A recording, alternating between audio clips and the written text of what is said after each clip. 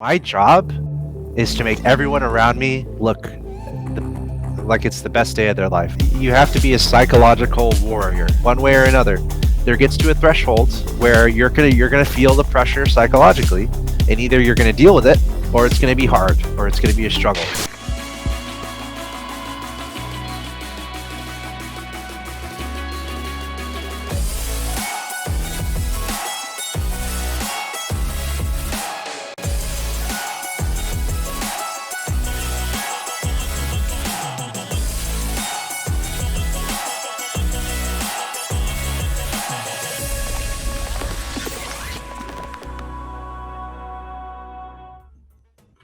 Welcome, everybody, to Inside the Scene, the show that explores the stories and topics of being professional in esports. We're on a quest for tips and insights on how some people turn their hobby into more than just the passion.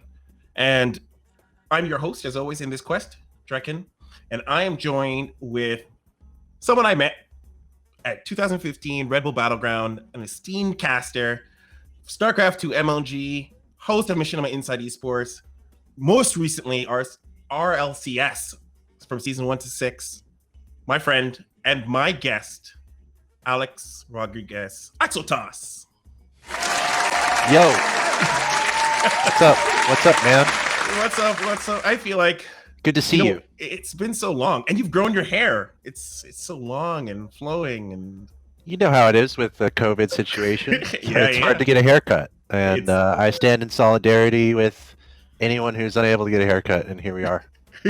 I think it looks really good on you, so I get it. I've also grown a COVID beard. This is my COVID beard, and nothing wrong with that.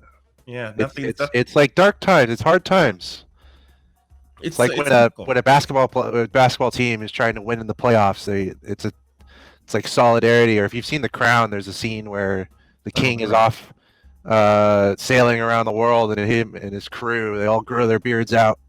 Oh yes, that scene. Right. So it's kind of like that, or I'm just lazy and I'm just like, it's less work. So yeah, that's what I'll do. But yeah, hey, good to be here. I see your lanyards back there. I like the background. Oh, thank you. Those are my trophies of events gone yore. It feels like forever. Yeah, I guess I should have done a little show and tell, but my lanyards are not next to me right now. But that's fine. Anyway, thanks for having me, man. I appreciate it. So, guys, ladies and gentlemen, this is the show where we get to go through the stories here in esports. And Alex, we met each other at a Red Bull long ago, but you've been in StarCraft, like the StarCraft scene as a whole, for quite some time. So let's kind of like dial into the beginnings areas. I think what Lone Star Clash was kind of like maybe one of your starts of your major tournaments back then. Lone Star Clash 2012. Like how did you get involved? Right? What was that kind of tipping off point? You're from Toronto, right? Yeah, I am.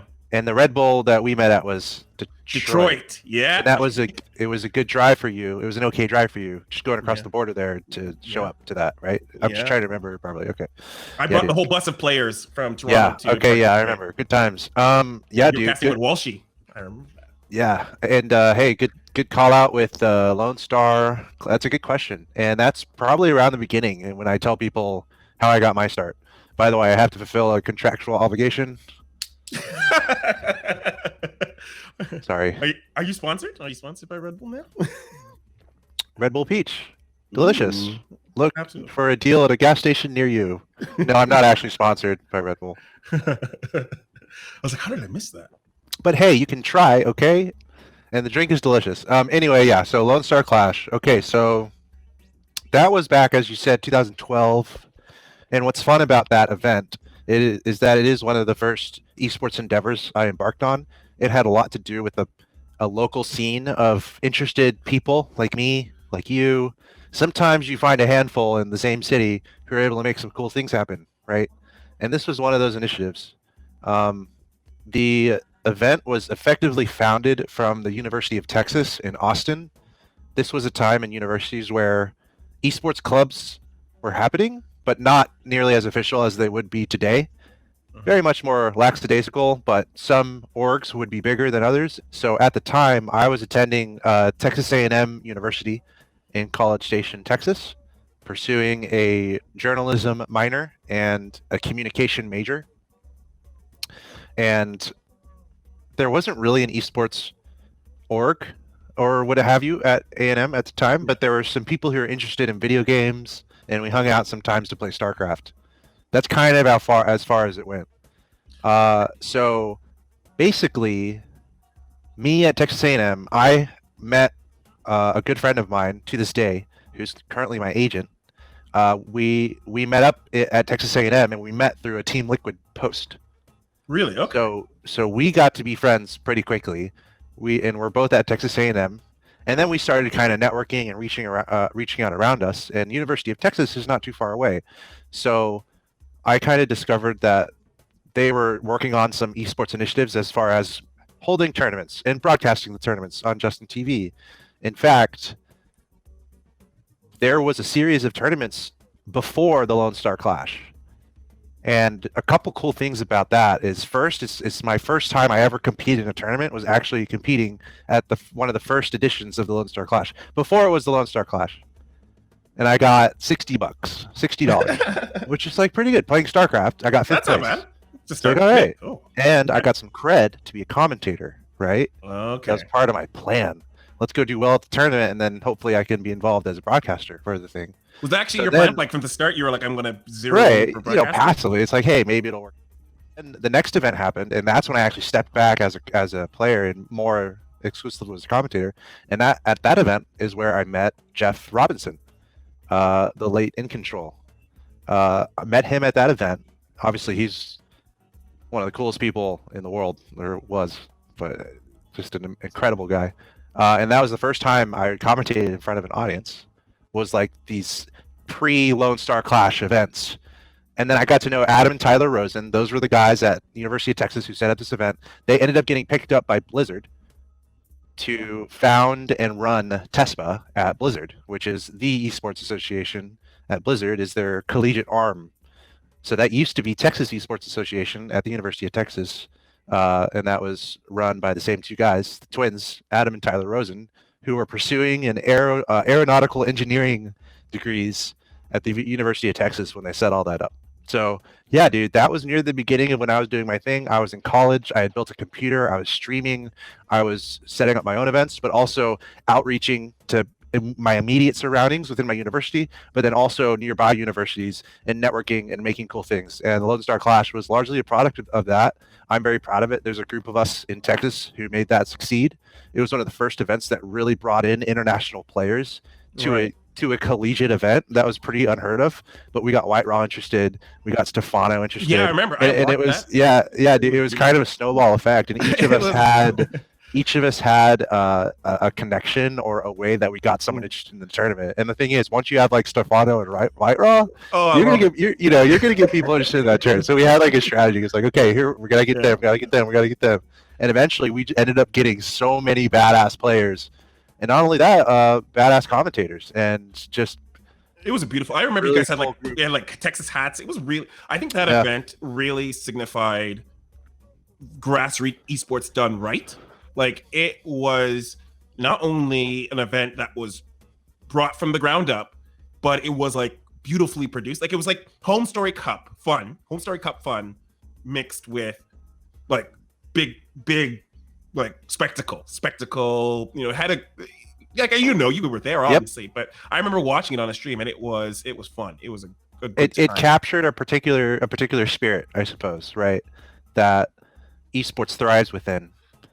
And I think we need more of, to be honest, personally. But, we do, but it was almost also a time where, like these days, if you're trying to field the biggest stars, it's going to cost a lot of money. There's a lot that goes into it. There's more contracts that need to be signed, so on and so forth.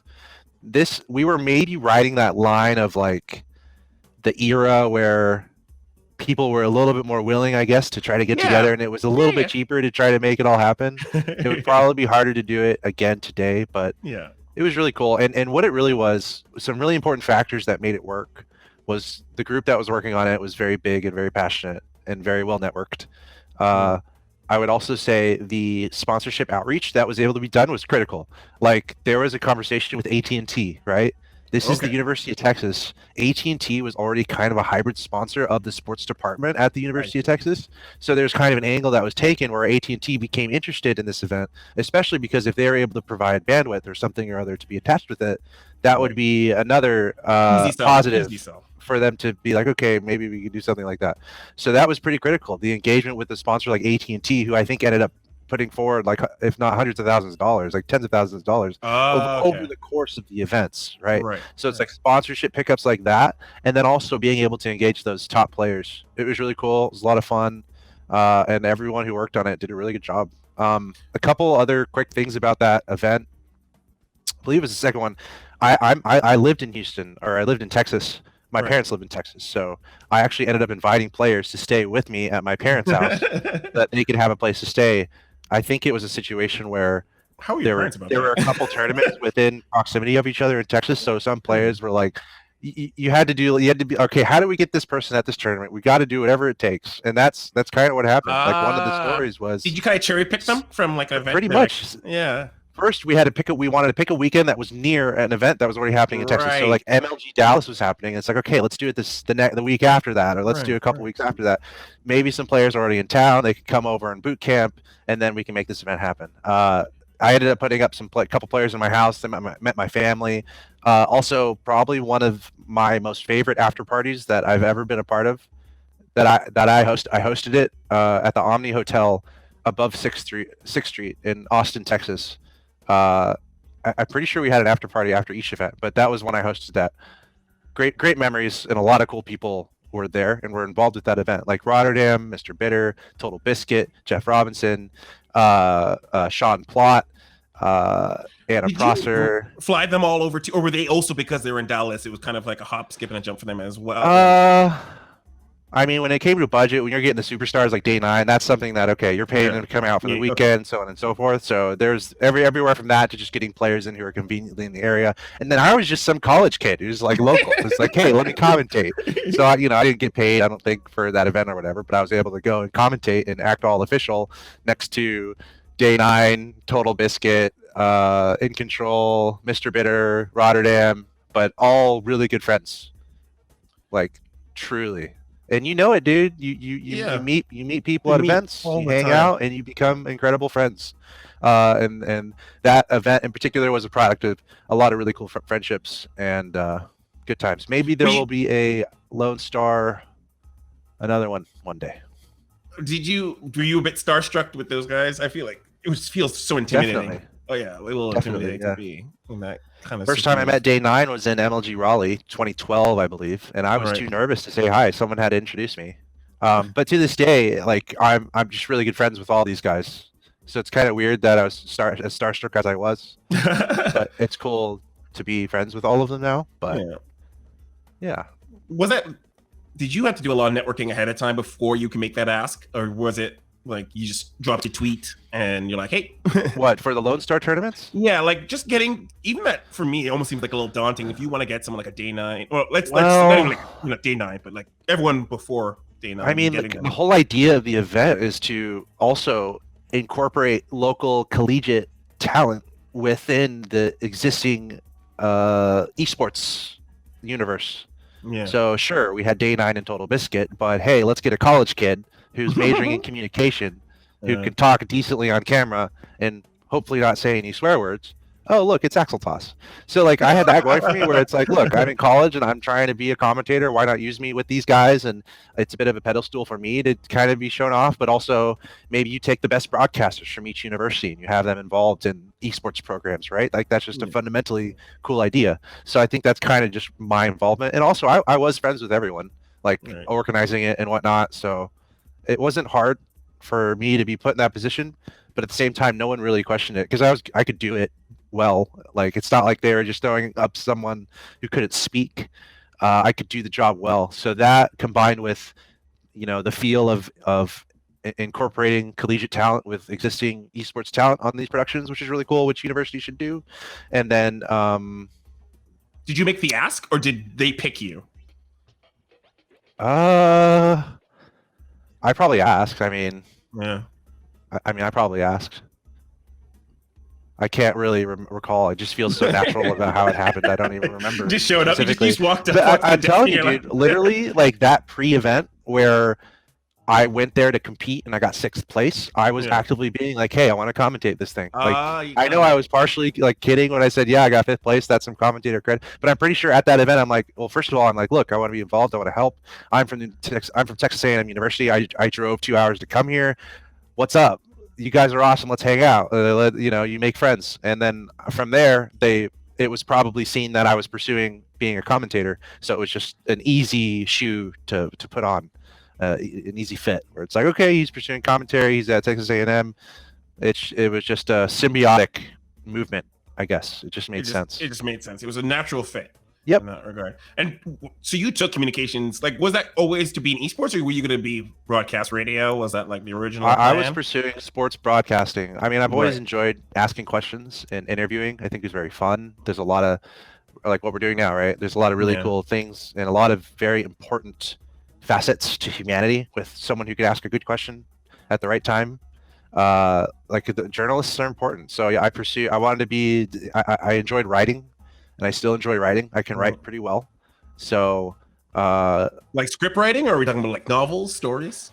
I would say Article? pretty much anything, because like narrative for sure. Like I have an imagination, right? I could just make up a story and write. I could probably I do pretty well at that. And then also I've done a lot at this point, working a lot of writing in the work I've done in esports, from script writing to live show creation to script writing for other people to writing up articles for things that you're working on, to writing your own things for your own self promotion, so on and so forth. So all that kind of and I was really into sports. I did track and cross country in high school and college, and I like the idea of a cool job where you're kind of on the microphone or you're on camera and you're commentating a sports event. But it just so happened to merge nicely when I was growing up and going through college. While I was pursuing sports broadcasting, it was also an era where you see a lot of self-entrepreneurship or content creation really blossoming, or less rigid system things and more individualistic creative pursuits being allowed and enabled, I guess, in society, with the ability to create a computer, with the rise of the internet, and with e-commerce, so on and so forth. A lot of self-made opportunities there, and that's what brought me into esports. Was kind of identifying that. Was like, hey, wait a second, there's people on YouTube making money commentating video games, or there's people actually on live shows around the world who are commentating making video games. Like my introduction was Husky StarCraft on YouTube, probably into StarCraft, and then after that Artosis and Tasteless, and then Day 9 very quickly up there, where you're seeing the live tournaments happen in the GSL, and you're like, wow. So I was trying to be a sports broadcaster, pursuing communication and journalism, and then at that time I kind of saw what was happening with esports, and then I'm like, wait a second, I can kind of pursue this. And I was able to pursue it at the same time as I was getting my degree.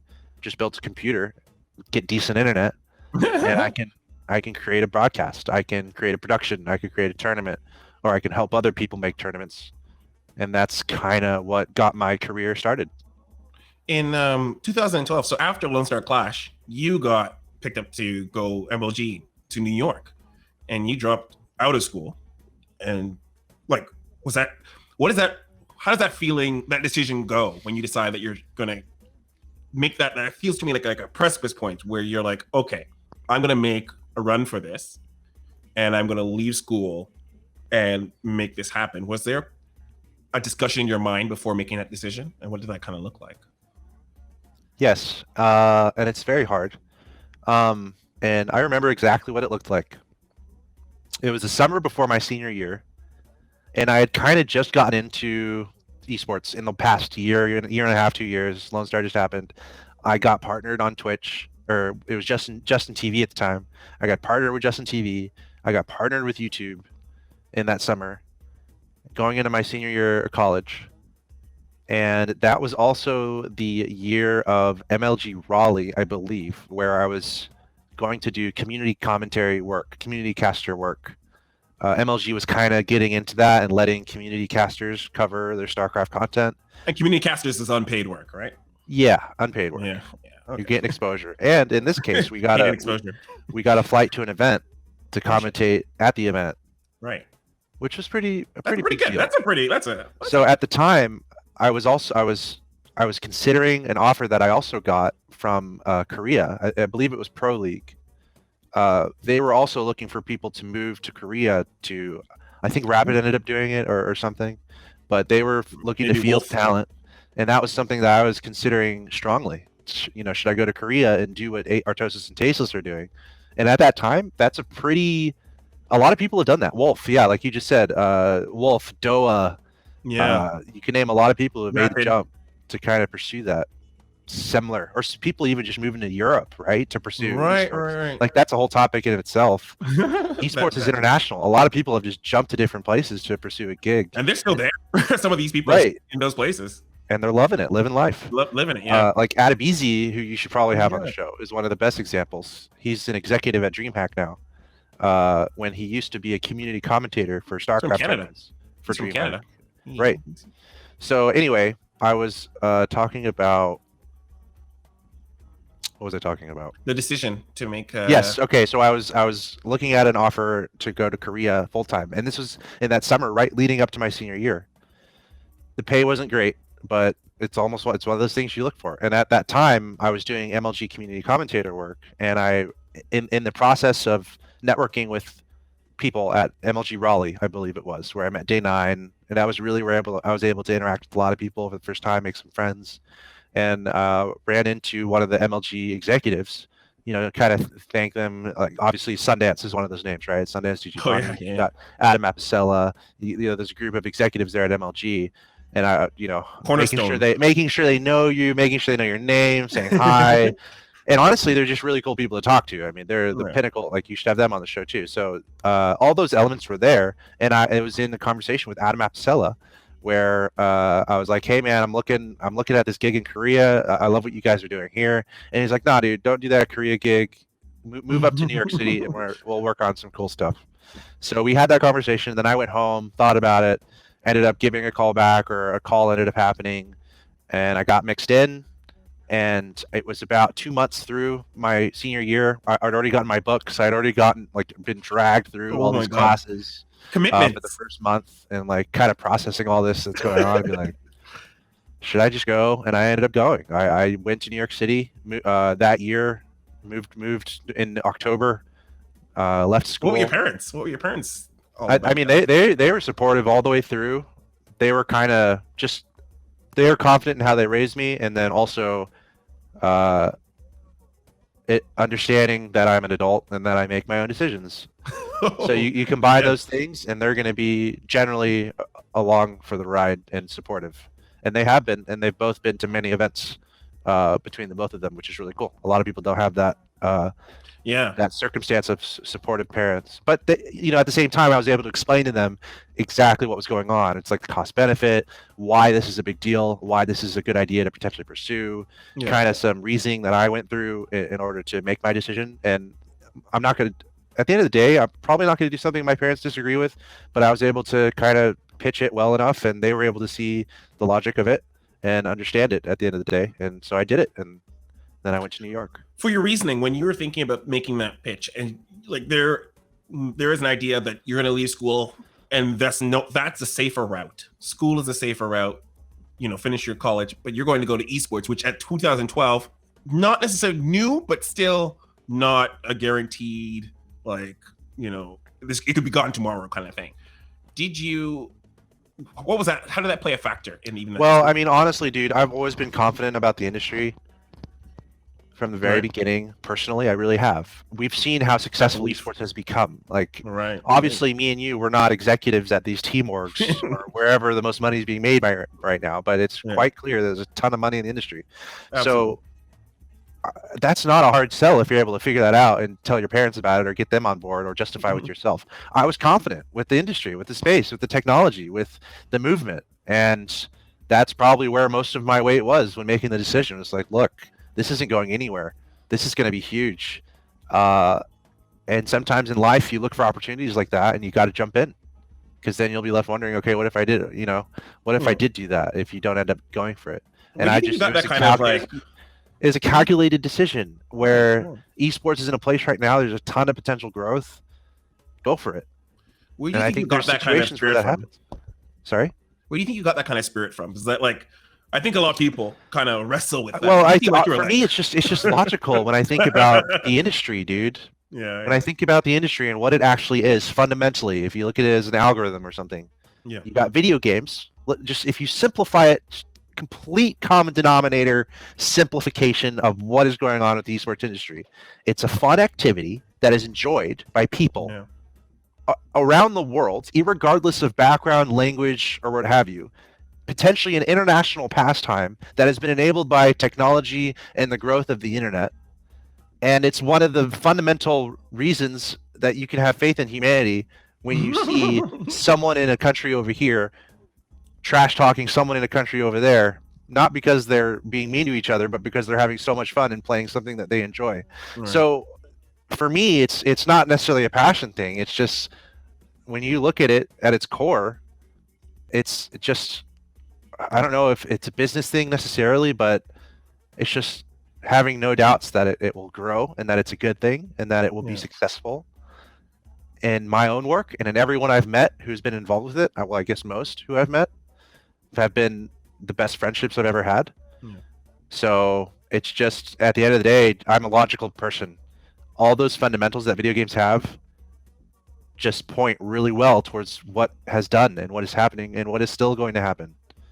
And part of that is the demographic it can engage. It can engage anyone, again, regardless of age, nationality. The biggest limitations are just going to be technology, which is kind of being worked on. Like, so you talk about phones, like more and more people in the world are getting phones who are able to play video games. So it's continually crossing more and more cultures. So yeah, dude, I wouldn't call it blind faith or anything. It's just something objectively that I've looked at, and I'm like, there's a lot of reasons why, a lot of things here that point to positivity and to good things, and that's why it's not hard to be involved with for me. Was there ever a time you felt the opposite? Was there ever a moment where you felt that esports may not have gotten where you thought it would be? I mean, not really. There are the stories that happen where people take advantage, and that sucks. Like a fundraiser for a documentary. Yes. Hashtag broken promises. And that's something that captures all the coolest parts that I just talked about of the esports industry, but then you have people who come in and take advantage of that. So just things like that can really bring it down. And then also, I was talking about this on another podcast, just the nature of how fast it has grown. It spurted to success. Yeah. And it was a success driven by people like me and you, or people like the Lone Star Clash, driven by these grassroots, very low budget initiatives that end up being wildly successful. Right. So you have a gravity of interest from massive marketing eyeballs, massive advertising entities, all now looking at this space. But then where is the business acumen for these massive deals? And that's when you see a lot of things not work out well. If someone tries to make something really cool, and I'm sure anyone can think of an example where someone has a budget to make something cool happen, it just flops or it doesn't do well. Someone's trying to capture what has been so successful with esports, but they just fail. So like, I guess things like that.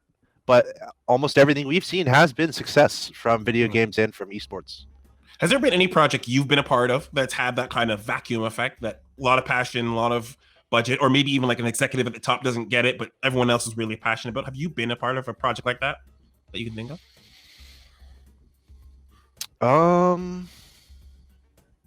Yeah, probably. Yeah, I'd say definitely. Now that I think about it. What project would that be? Like a project that represents that? A lot of the stuff that I've been through is a lot of things where, and actually this applies to anyone, whether you're in your job, there's a lot of outside factors that you don't really know until later, or things that you have to just deal with as they happen. I think with esports and the fundamental element that I was talking about, where you have a lot of successful things, but not a lot of people who know how to do them properly. But a lot of those people who don't know how to do them properly have the budget to potentially make cool things happen. So it's really a teeter-totter situation. How do you? And I How have do been a you part do of that? of things where, yeah, I'm going to be a lower employee, yet there's millions of budget. There's enormous budget that's in the scope here. Another thing, and I'm being kind of vague, but Yes. to be a bit more specific, I suppose, with something that just happened to me that was kind of outside my control was when I was at. I mean, it ties back into StarCraft at MLG, right? This was a time where everything's kind of getting figured out in the space. I feel like, I mean, I did a good job there, and I think we did a good job collectively. Everything we worked on was deemed pretty well done, objectively also. But a situation happened where Blizzard was trying to figure out their circuit, right? They're trying to figure out what their league looks like. And every esport goes through this. What does your league look like? Who owns it? Who's responsible for it? Where is it going to be shown? What kind of streaming rights are you going to get with that? So on and so forth. So StarCraft has gone through that. Okay, who owns the league? Where is the league going to be played? What does the league look like? What's the format? Region locking. Who owns this product in this country? Who owns that product in that country? So kind of what I went through at MLG was that there was an era of limbo where that's all getting figured out. And Okay. esports history majors can go back and look at it, but it's like, yeah, NASL working on whatever they were working on, IPL working on whatever they were working on, MLG working on what we were working on, and I did a lot of cool things there, including there was a World Championship event in China that I was involved with, and Okay. eventually I believe we had the first WCS World Championship Series live from New York City at the MLG studio, Yeah. and I hosted that, and that was kind of the first edition of the WCS. But then Blizzard brought everything in house, right? Mhm. What does that mean? Well, I think there's deals that happen where Blizzard buys a studio, and now Yeah. whatever was happening over here is now happening over there at that studio. And the ironic thing is, Blizzard ended up acquiring MLG like many years later. So Blizzard and StarCraft had to go away from MLG because Blizzard brought it in house, and then MLG was kind of just stranded. At least StarCraft was. Yeah. They didn't know what to do. And then And years later, Blizzard's acquiring MLG, which is kind of, I don't know, it's just funny. Nutty. But yeah, I guess that was one of those things where you don't have control. Those things happen. How is it going to work out? Who knows? And that's a big story of what we've seen in the esports industry is how different game developers kind of handle their game and the competitive scene, and then it goes from there. And that's kind of been a interesting space as game developers kind of figure that out. Some will do well, some won't do well. Some will make mistakes, and some will have incredible success. And so, how do you kind of manage that that idea of being that you're going to have to be in limbo? You're going to be in this limbo. You're going to be in this possibly at the mercy of publishers, of creators, of the ecosystem. You're at mercy. You're at the mercy of the ecosystem. Like you're a freelancer. You're a freelancer. You're doing project to project. How do you prevent that? Like, how do you hedge that? How do you hedge that kind of thing? Well, you have to decide if it's possible or not. For me, I actively try to own or hone in on my personal skills and the value that I would provide to whomever. Mm-hmm. And in esports, that's potentially a long list. Can I speak clearly? Can I have nice vocabulary? Can I be understood? Like those 3 check marks can qualify for a lot of jobs. Can I look okay? Can I understand the space? Can I know the difference between all these different genres? Can I know the implication of all these different genres in the tournaments and potentially team orgs that are interested in getting in new games? Do I have a decent understanding of the ecosystem, where it's been, where it is now, and where it is to come? And I'm just going down a list of like things that are potentially valuable for whomever it might be. And those are things that I think that would be helpful or valuable to others. So for me, it's like actively working on all of that. So where I can come in and have a great mind when it comes to esports based on whatever the project is, where I can be very rehearsed upon something that I need to present to someone quickly. I want to be able to do that. Like, for example, E3 last year, I did a gig where on the day of the show, I would go up and I would interview indie game developers. and then we would see the indie game that they're working on the nice big screen, and I would commentate it. I'm the esports commentator. There you go. So I am learning about a game in the morning. I am able to talk to the developer for about 10 minutes about the game, and then I am commentating the game the same game day. Just discovered. Correct. Which to me is so much fun, but at the same time, that takes skill. It takes capacity in the brain to be able to understand, to not only be able to understand it, to be able to figure out the game, to be able to understand the nuances, and then to be able to deliver and to speak about it coherently, and so it makes sense. So tie that into anything really. Like if a project comes to me and it's like, look, it's next week.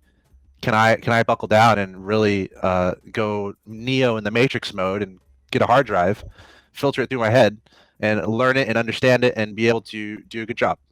Do you practice for that? Like, how do you train that? That's I don't know what you'd call that. Maybe it's one of the reasons you stay in school. I mean, in school you learn about that, whether you're cramming for an exam or, sometimes things happen where something comes up and you have to be ready very quickly.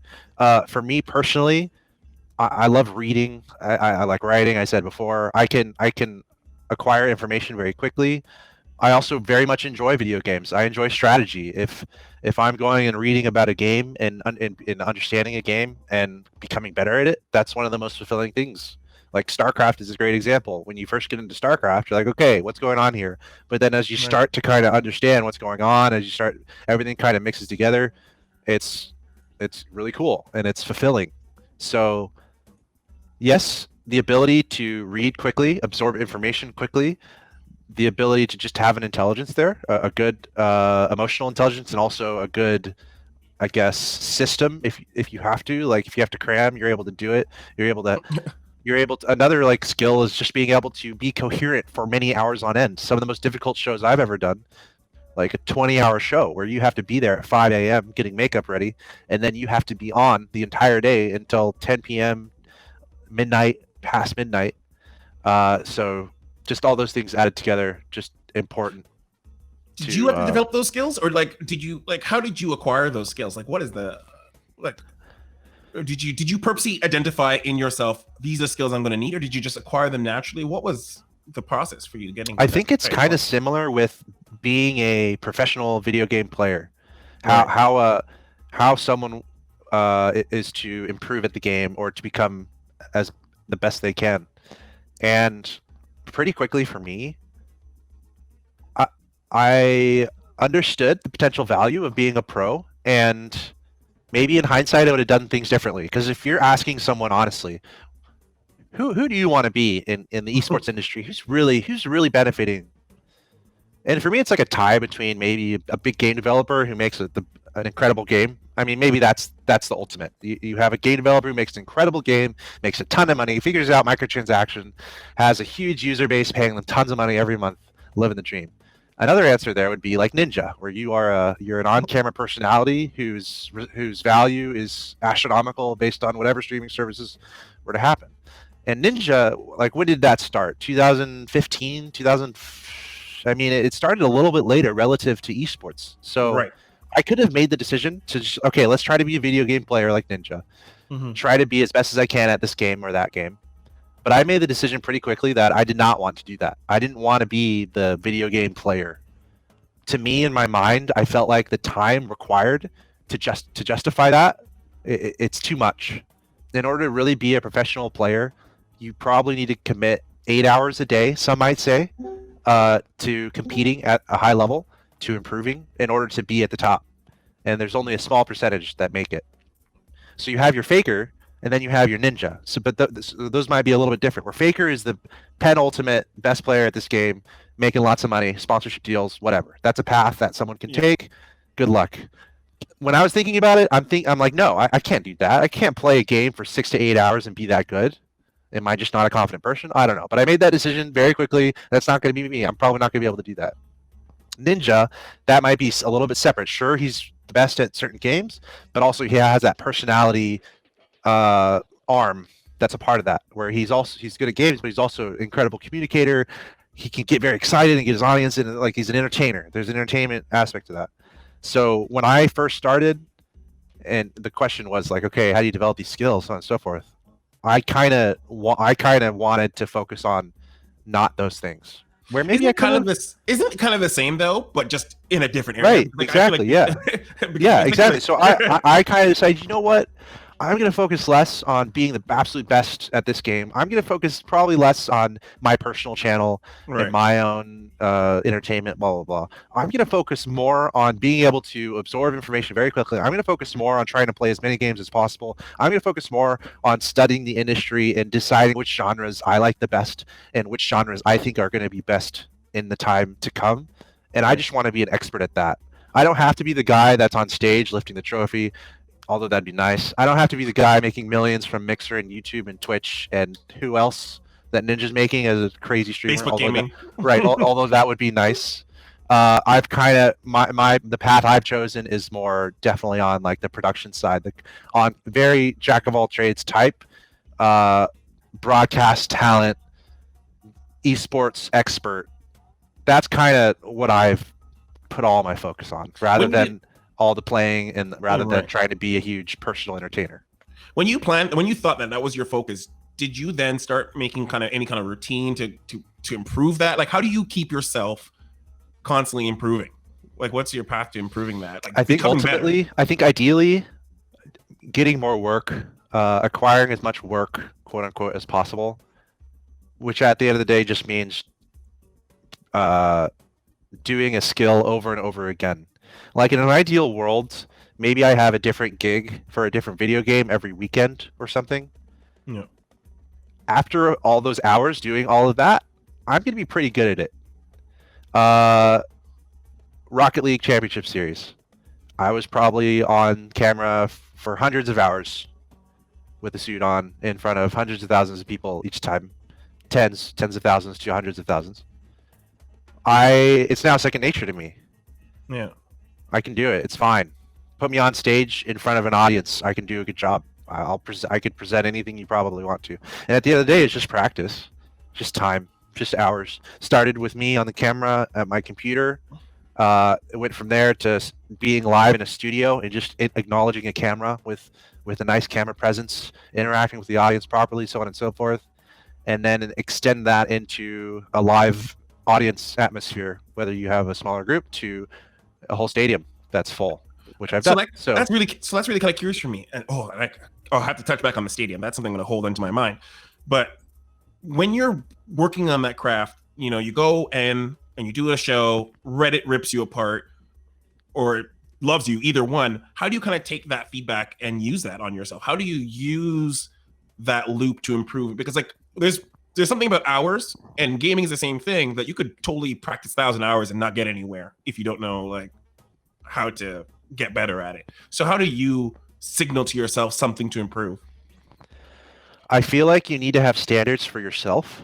Ooh. And that can be hard to do on your own. So maybe you have others help you create those standards for yourself. I think with the environment that we are in, with the internet and with all the voices that are on the internet, it is one of the most difficult, if not the most difficult occupations to try to be a personality or to try to do anything on the internet that's in front of other people, because there's anonymity. There's nothing to stop anyone from saying anything they want at any time.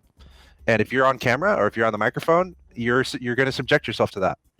There's no other way, unless you put up a video and you block all the comments. Good luck with that. So yeah, dude, it's a great question. And unfortunately, we've seen a lot of scary things happen with people with audiences and then succumbing to whatever is happening there. And then psychologically, they can't handle it, or they succumb to negativity from their audiences, things like that. And that's a whole textbook of modern culture that is going to be studied and that we're all experiencing right now. And definitely, dude, it's one of the hardest things you'll ever experience. And I don't know if you have in particular like gotten the flack from the internet yet. But anyone who wouldn't understand it or wouldn't consider it, it is one of the hardest things that you could ever do. It's one of the things I was going to mention. Is for me, I've always had this trepidation about being on camera, even though I think I have a pretty good presence. But I've always had this trepidation because I have the factor of being black.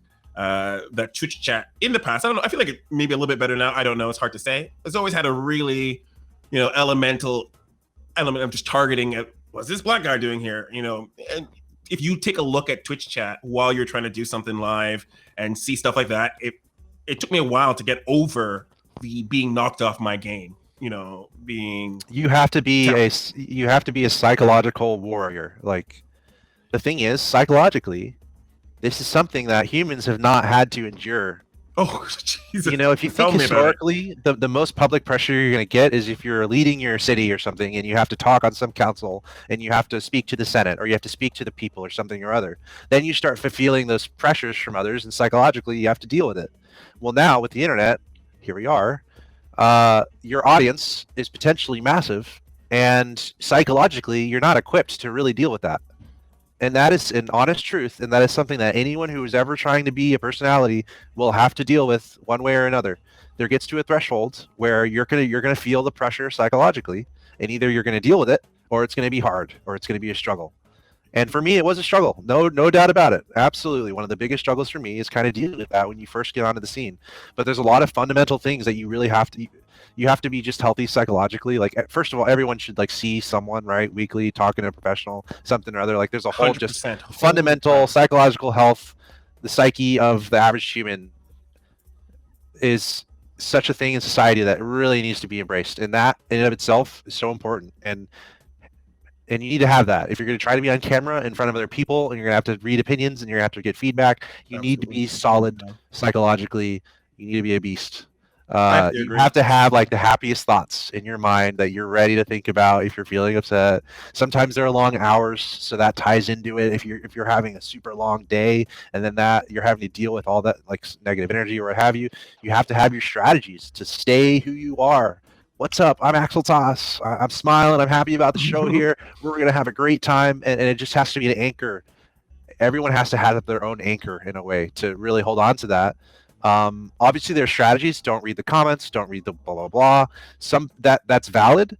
For me, I'm a part of the community, so it's kind of weird for me to separate that too much, because I'm going to be the guy at the end of the day who's going to be on Reddit talking with people, because that's just what I do. Like, that's just what I've always done. Reading, I enjoy reading, and so to stop myself from doing that because I might read something bad about me, it's really not going to happen. So instead, I kind of came up with a different strategy, and everyone has their own strategy.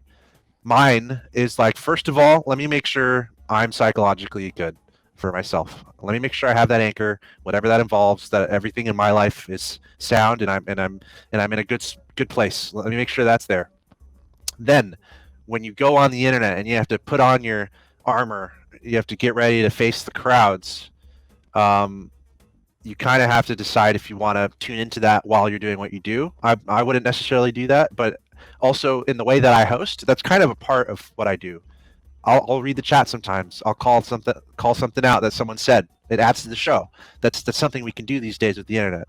At the same time, do you read comments after you do what you've done? Do you read and respond during? Do you read and respond after? And kind of what I've done is I'll read everything. Just reading through threads and stuff, I'll see stuff about myself. And if someone says something mean or not nice, it's a public forum, right? It is also my right to speak, and I will, and I do. But instead of saying something not nice, I'll say something nice. I'll engage them with conversation and be like, oh, wow, I actually didn't see it that way. Thank you for providing that feedback. I'll work on that. Or I'll just be super positive or like overly kind. You are really I was gonna bring. Yeah, I'll do it, dude. You're really kind. You're like the thing is, what makes it fulfilling is I'll do that and I'll be overly kind, and like 9 times out of 10, they'll be like, oh wow, I didn't think you read this stuff. I'm sorry, dude. You're pretty cool. And that's pretty fulfilling. And then not only that, you're kind of taking a small step that might blossom into something a little bit more positive. Because maybe that guy won't go make a mean statement the next time, or maybe he'll have a nice memory of you now, and he'll tell his friend that you were nice to him, so on and so forth. So like, if you don't have time for it, it is psychologically wearing. But like, if I find myself with time, like drinking a beer or just chilling, I'm like, yeah, I'll go read the stuff and I'll respond here and there to be like, look, defeat him with kindness. You don't got to be mean. You don't got to be like that. And sometimes it's fun to go call out people. And that's how I attack it, and that's how I deal with it. You're really good for that. In my research, I've seen a lot of those incidences, because there was and it's really exemplifies. Some people say don't feed the trolls, right? But it's like, okay, what if you can turn that around and make it into a positive? Yeah, I think there's a good incident of a time that really kind of exemplifies your casting connection with the community, and I think it was in 2019 RCLS or RLCS Vegas. There was some shenanigans going on apparently, and you ran off the casting desk to join people in some Yep. shenanigans. Yep. That was Vegas. Let's see. So the whole structure of a live event is for talent, you got to be where you need to be for your segment. So that was actually before the show. Okay. And the thing with live events is the best part about live events is people, believe it or not. The hardest part for me, honestly, whether it's a home studio or in a studio, is having energy and keeping the energy up, even if you're in a studio environment and it's just you and a camera, right? So it's such a different feeling and it's so awesome. And I understand that a lot of people can't share this feeling because a lot of people just aren't in that circumstance where you can be in a stadium or you can be in an environment where you have people listening to you and getting excited over what you're saying while commentating or while on camera or whatever. That there is an added energy there, without a doubt. So if I'm in the stadium and I'm on the PA, it's like, guys, are you ready? And then everyone is cheering. Like that's the best feeling, right? Yeah. So that's a key for me too is having those moments, and How did you? it provides that, it just provides that positive energy when you're able to actually be in front of an audience. It can keep you afloat. Were you nervous for your first audience, like large audience event, like stadium event? Were you nervous? I feel like the most nervous I've been. I don't feel like. First of all, I don't feel like I get nervous anymore. But No, that like, comes let's with say I have to problems. interview the president in front of a live audience, or I don't know how nervous I would be in certain situations, but it's pretty fair to say I don't really get nervous anymore. I don't think. I try to channel that into excitement. Yeah. But anyway, I would say probably the first time I got nervous, probably like speech class was the first time, and then I remember vividly one of my first shows when I moved to New York to work for MLG. One of my first shows in the studio, where I actually had a director, someone in my ear, super official. I had only ever done stuff at home and like been in class, and like here I am with like 20 people working on this thing, and I got the headset on, and it's a live show, and that was probably when the director was counting me down. That was probably the first moments I got nervous, but I feel like I did okay, and then from then on I don't really get nervous. I would say I do get nervous, but I channel that into excitement and positivity and energy. Channel nervousness into energy. So energy is hard to have on long days, and energy is so important when you're hosting a show or you're commentating. So anything you can do to channel energy for yourself is good. If you're nervous, it's like jitter stuff. That's thoughts you're having. That's kind of energetic. Those are energetic thoughts. Nervousness. Can you turn that nervous energy into excitement about what you're talking about? Do you have any kind of rituals before these kind of shows that helps you get those kind of energy levels? Like, are there rituals or routines that you make sure you do before a big event to make sure you are on your A game? Yes. It's my job, right? It's your job. Your job in those moments is to deliver what you're capable of delivering when that red light is on. So you need to do everything in your power to make sure that you can do that at that time. That is what you're being paid to do. That's why you're getting up in the morning and you're putting on the suit, so on and so forth. So yeah, there's definitely a lot that goes into that. Sleep is pretty important, and it become like you have to consider that with travel and jet lag and all that. There's a lot of science that goes into that too. Am I going to get 8 hours of sleep for my gig? Is my call time at 5 a.m.? Is my call time at 6 a.m.? Am I going to be able to sleep the amount of time that I want and get up in time for that, get showered, study? am I not going to be stressed? So I have all my clothes ready. I know what I'm going to wear. So yeah, there's a whole list, a whole process that goes into that to make sure you're calm, secure, collected. You know where you're going to be. I'm the guy when I get to the airport 3 hours early. I go straight to my gate just to make sure it's there, to make sure I know where it is, and then I'll go explore the airport or something. So just doing everything I can to make sure that I'm in an environment where I can do what I'm paid to do. And then I guess more specifically, when I'm ready to get going, there are some strategies like, really maintaining the energy level is the hardest thing, especially if you're a host and you are tasked with being the front man in the beginning and then during and then at the end. So there's a lot that goes into that. Provided that I get some rest, that I'm nicely studied on whatever I'm working on, that that my clothes look nice, that I put together a decent outfit. I want to make sure that I am reflecting the best that I can be. So what is that for me? And that might be a different answer for other people. For some people, they might be like answering a question thoughtfully or giving input on the subject properly. For me in particular, to do the best that I can, I want to be able to make sure I'm speaking eloquently, utilizing a diverse vocabulary portfolio. It's kind of just a joke there, but like having nice using the right words. It's kind of simple at the end of the day. Use the right words on the camera to entertain, to educate, to encapsulate the audience, and have a great time doing it, and hype everyone up. Right? That's what I need to be at. That's where I want to be. Before the show, though, do you do anything to get to that particular space to make sure that you are doing that? Right. So something that I do is, and this was a tip given to me, kind of thinking of the happiest moments in your life, right?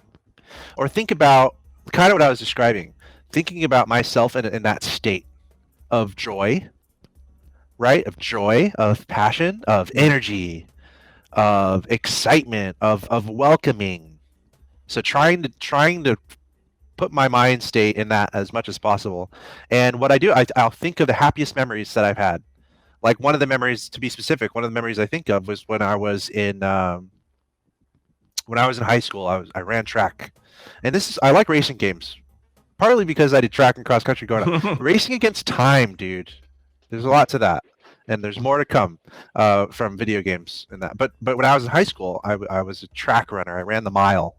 Actually, I ran the 800 meter. 800 meters, 2 laps around the track. A mile is 4 laps around the track. I'm 6'4". I'm pretty tall. I got a good stride. So I did pretty well at the 800. That was my event. And then my senior year, my second to last race before district. District is really important because if you do well, you go to regionals, then you go to state. It's like the playoffs in track. So the meet before the playoffs, it's kind of like a throwaway meet. You kind of do an event that you don't do that often. And so my coach threw me in the mile. And I hadn't run the mile all season, or honestly in my high school career, never really ran it. And like, okay, whatever. This is what I'm going to do this week, just to throw away. So I get ready. I'm getting ready for the event. 4 laps, okay. You got your uniform on. You're warming up. You're getting ready to go. They call you out. I come to the line, and then so you go to the line with like 20 other people. And then my coach comes up to me and he's like, "Alex, go out as fast as you can." Keep in mind, I'm an 800 runner, and this is a mile. It's 4 laps, and my coach is telling me to go out as fast as I can. But in that moment, it was such a euphoric feeling of like happiness and like, okay, whatever. I've not done this before. Let's go. Let's do this. And so I did. I took off as fast as I could in the start. I was ahead of everyone by like 10 seconds, like 200 meters in. I was ahead by like 100 meters after a lap. I went out in 60 seconds, which is really fast for 400 meters. I ended up running a 4:21 mile, and it was like the best race of my life. So like when I go on camera and whatnot, it's like you think of those best memories. It's like that's a memory I go back and think about. It's like, wow, that was one of the best moments there, and that's kind of filled with a euphoric feeling and also an energetic feeling there, right? That energy of just about to go onto the mile run. And when I'm about to go on a broadcast, like, all right, just about to do an awesome broadcast. Let's go, baby. It's like going into a sage state in your mind, right? Like a place that you were a familiar, a familiar, happy place. Like a familiar, happy place, dude. At the end but it was of the day, also like an explosive place, right? Like a lot of energy, and I can resonate with that. I can really, really resonate with that idea. It's really explosive energy save state.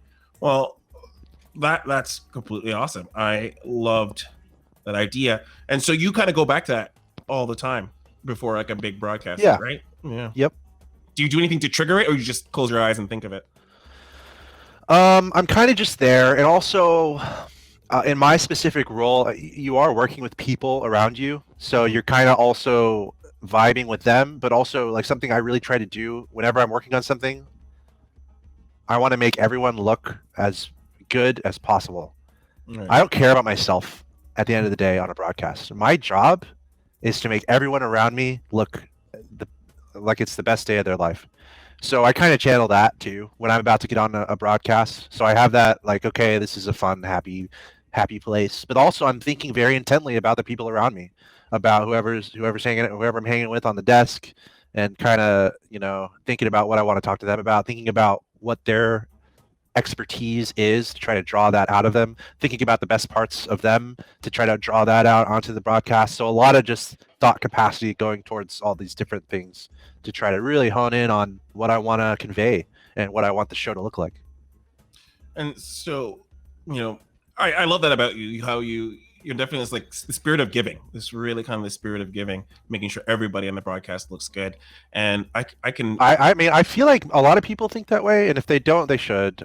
Just if you can help everyone around you look good, you're doing really good things. Don't you? Because I have been on a broadcast one or two where it's like, okay, that he's not trying to make me look good, or they're not trying to make me. I was about to ask you. It happens. They're in our industry. It's a competitive space. Sometimes it feels like there's only so many slots to be able to fill, and there must have been a time where you've run into a couple people where they're like, "Buddy, this is my spot, and I'm gonna make sure I look good, and it's okay if you don't make it."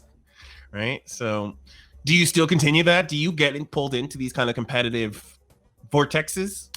Not really. Or do you handle it different? No, okay. I just haven't. I get it, and you try to find a nice role for yourself in whatever's going on. Like StarCraft, for example. Yeah. Is StarCraft is like the people. Excuse me. The people on the depth chart of talent in StarCraft is ridiculous.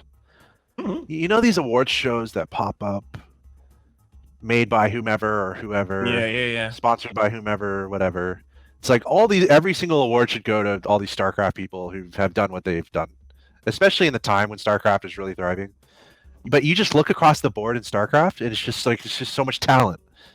Day9, Artosis, Tasteless, Rotterdam, Mr. Bitter, Kylaris, Semler, Too Good, like a lot of people, Doa, a lot of people who emerged really successful in other places were doing really well in StarCraft. So the point I'm trying to make here is that within StarCraft, I got into it late enough where I didn't have any. I wasn't fooling myself at all. Like I'm not going to be Day9. Right? if you're a broadcaster, you want to be popular. You want people to like you. You want to have somewhat of a celebrity status so that you can have followers, so that you can get hired for gigs, so on and so forth. For me in StarCraft, I kind of accepted that it would never really happen for me. And that's kind of sad, it is. But at the same time, like we were just talking about, like the competition that you see, and it's like, well, I guess I could have approached that and been like, look, I'm going to try to outdo Day9. I'm going to try to outdo all these guys. I'm going to do better. And I'm going to compete with them and take them out, and I'm going to be the best commentator in StarCraft. I never even approached anything like that ever, like anything close to that. I kind of accepted that, there's a lot of talent here, and it's impressive. I'm going to try to learn from it. I'm going to try to make some friends. I'm going to try to do what I can in the space. It'd be great if I got popular and people liked me, but it never happened, and it's okay. And it comes down to just how many talented people are working on something, and I have faith in myself and my talent. Like I am able to do a good job on some things that I've worked on over in the time in my life. Right. I'm confident in that. And although StarCraft, I couldn't ever be a big name. That's okay. I'm more confident in the industry, in the space. There's other games, and the skills that I have are transferable and are translatable. so that, hey, if I'm not at the top of the depth chart in StarCraft, that's okay. I'm not going to fight anyone for that. I'm not going to burn bridges. There's not going to be animosity with me and anyone. I don't want that. I really don't. I don't want that. Whether it's Halo or Call of Duty or whatever I'm working on, I don't want anything to do with that. I'd rather not be involved with the space if there's going to be stuff like that happening. So yeah, dude. At the end of the day, dude, I have faith in my skills and in what I've worked on for myself to be able to do. And if I can't be the top dog in StarCraft, that's okay. If I can't be the top dog in that game, that's okay. I don't care. It's fine. But I hope that I can be in a game someday, right? I mean, there is that hope. But if it's just not there for me, then that's okay. I'm not going to fight anyone for that. I'm just going to try to do the best I can with my skills and then apply it to other things. And then maybe I will be in a cool spot. And that's what happened in Rocket League, where I was able to get involved in Rocket League in the very beginning. And then before I knew it, I was at the top. You were the top dog. And in my heart, you're still the top dog. Yeah, I mean, hey, dude, I'm still one of the better known persons in Rocket League. And that's cool. Yeah. I remember watching you late at night, you and Axel have casting in MLG Studio, and it's just like darkness out behind you guys, and just casting late night. And I was like, man, these guys are so cool. I just looked up to you. But we're coming close to the end of the show, and so I always like to ask my guests a poignant question. And so, if you had the opportunity on a billboard that would be seen by anybody and everybody in the world, and you could put a message on there, what would you put on that billboard? Vote. And in the spirit of the political climate. And at the end of the day, I feel like people being involved with their communities is a good thing. So I will just give the cop-out answer and say VOTE. All right. Much respect for that. Much respect. Getting involved in your community. That translates to more than that too. But the idea of just getting involved in your community. Right. Respect. Right. And kind of having an awareness of issues that affect you. Oh, jeez. Absolutely. Yeah, no? Absolutely. So we're coming to the end, but Axeltoss, is there anything that you want to let people know out there about you, where you are, what you're doing, and what you're up to? Thankfully, all of my social media properties are similarly named. So AXELTOSS. If you just search that anywhere, you're going to find me. I just tell people to Google it and everything will come up about me. Let's see. I guess I'm wishing the best for you and for anyone in the space or anyone at all who's dealing with all the things happening in the world right now. I got a home studio, so I've had things going on. I'm always looking for new games, always looking for new projects. I have a lot of things that I'm always thinking about, what I think is to come. I'm always looking to be involved in all sorts of different projects. Obviously, mostly video game related. So I think that's pretty much it. I'm working on a tournament. I don't know if I want to talk about it yet. I might as well. I'm working on a Rocket League tournament, and if you're interested in joining, I'm looking at mid-December, and it's going to be free to enter, and it'll be on my stream, twitch.tv/Axeltoss. All right, ladies and gentlemen. That's it. So if you're looking for it, I'm trying to find the exact hyperlink, but it's on smash.gg. So if you just look on smash.gg, it's up right now. I haven't really announced it yet, but for those of you a name maybe for it? So yeah, smash.gg/ting, Ting. Like the phone company? Like okay. Yep. Okay. And that's it. Otherwise, hoping people are staying safe. I guess I'm looking forward to seeing what 2021 brings. I am an independent contractor. I'm a freelancer, and I mostly have been for my entire esports career, past 10 years, working on a lot of my own stuff. I still have a lot of personal projects that I'm working on, including tournaments that I'm doing and other things going on, which is very fun and exciting. And I'm always looking for new things like that. But also, and I'm sure you're looking at this too, but there's a lot of careers in the space. And if you can find a really good career, sometimes it can make sense to hop on and to be rewarded financially and with a nice shiny title. So I think anyone in esports is always looking for those titles also, or to be in a cool spot at a cool company. So I'm looking at that too. And examples of that is like, you look at Tencent, right? Oh yeah. Such a massive company, and they're expanding in North America. So if you can get a gig at Tencent, right, you get a gig at Microsoft, Google, so on and so forth. There's a lot of really massive companies working on a lot of really cool things. So I think anyone who's pursuing something in esports, just always have that on the radar because there's only more and more and more and more opportunities coming out of all that. And I'm certainly on standby to maybe jump in and help with one of those initiatives, but I don't know. But I think anyone who's getting into esports should definitely have all that on their radar, because I feel like there's a ton of opportunity out there. Those are the holy grails that a lot of people are for the contractor to get those gigs where they kind of, Microsoft announces today that they're going to open up their esports division, and AMD or someone big corporation who's been on the peripheral of esports, like, all right, we're pulling the trigger, and then there's this vacuum of talent. I remember when the Score Esports opened up in Toronto. Holy crap! All the people and all the Toronto esports contractors just got if you're a content I feel like in the experience I've had, Canada is a little ahead of the game. Really?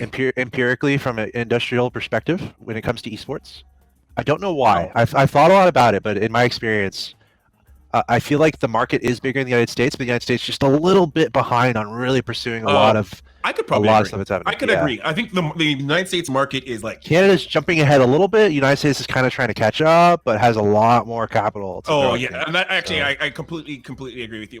I was like first like what, but no, you're right. In the sense that the United States itself is just bigger in terms of the money, prize pool, everything. In terms of esports, like if you get a job in esports, you're going to be paid pretty well, fairly decently from like some of the bigger studios in Canada. Maybe not paid so much, but they're a lot more like esports embracing, I think, in our country. So I find, like we have a lot more stadiums. We're not a lot more stadiums, but we have stadiums in our major cities, and we have like Toronto before COVID had like 6 esports bars. Well, I think from a business perspective, Canada might be just like a tick ahead of the United States on some industries, like the marijuana industry, for example. In Canada, it's like they're well on their way. Where in the United States, there's only like 3 or 4 states or 5 states that have it going on. Yeah. So I think it applies to other industries too, where Canada maybe gets just a little bit of a head start. They're able to do a little bit more things, but then the United States kind of catches up a little bit, but then is able to do more. Right? Yeah. Cool. Yeah. We could totally go I wanted to just give a quick shout out to a game that is coming out soon that I'm very interested in and that I believe in. The game is called Kartrider, and it's an arcade racing game. Yeah. And I'll give just a really quick 60-second pitch here of why I think it will do well. In esports, it's all about genres. What's the biggest genre of the time, right? You look at MOBA, you look at RTS, you look at BR, you look at the auto battler, you look at mobile games. So I think we're in a constant cycle of succeeding titles, like Fall Guys, for example, BR title. Among Us, also a BR type title. So I think the racing genre is very compelling. We haven't seen too much of the racing genre unfold in esports. We see a lot of sim racing, like F1 and some sim racers, in Forza, which do well. But to me, it's a little bit more realistic than what I'm looking for. I think video games really are able to embrace the fantastical element that cannot be seen in real sports.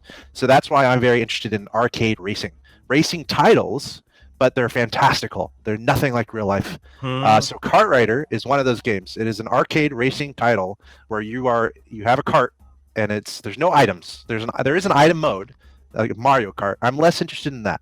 Item mode has a lot of RNG, and if you're a competitive elitist, you kind of stay away from the big RNG titles when it comes to competitive esport, because when there's more luck involved, it's harder for pro players to really manage what's going on, which is a whole nother subject. Speed mode in Kartrider, there's no RNG. Where the technicality comes in, imagine a toddler scribbles on a whiteboard. That's the track that the drivers have to take. The most insane turns and whatnot, where the APM required. These guys are on their keyboards. The APM required to go around these turns. You drift in order to get more nitrous, and then you're constantly using your nitrous all along the track, drifting every which way. And the game is called Kartrider. It has been out in Korea since 2004. It's had a vibrant esports scene in Korea for over a decade. They're trying, so they're trying to. They have competed with League of Legends and other titles on a national stage in South Korea, and they are remastering their original game, and they are trying to release it as soon as possible. The last we heard is that it's coming out this year, but obviously we're getting to the end of the year. There's a lot of COVID stuff going on, but it's going to be free to play, and it's an arcade racer. And I played it when I was 15 years old, the original, when it came out in the United States for a year. It came out for a year in an original beta in 2006, 2007. I still have YouTube content about this game. from when I was 15 years old, 16. So I'm super into the game. I've played the remastered version. There's a lot of crazy stories because I've been crazy about this game and trying to figure out where it went. But it's finally coming somewhat soon. It's called Kartrider Drift. It's coming out on PC. They do have a mobile game called Kartrider Rush. It's free to play on your phone, and it's pretty good. It's a pretty solid game, free to play on your phone. So I'd recommend that. But I'm looking out for Kartrider Drift on PC. Respect. I like 2004. Did you say 2004? Yes, sir. Okay, 2004. That's like old school.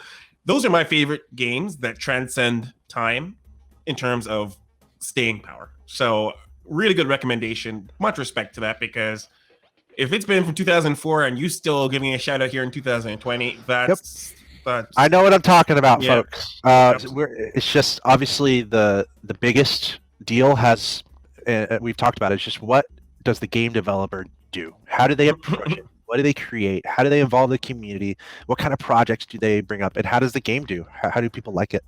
So I'm really looking out for it to succeed. And if it does, I'm one of the best players in North America at it. I feel Wow. pretty comfortable saying that. Okay. But I think I would, again, not pursue that. I would probably pursue just the broadcast The and the esports commentary. development. I would pursue broadcast and esports development if I were to work on that.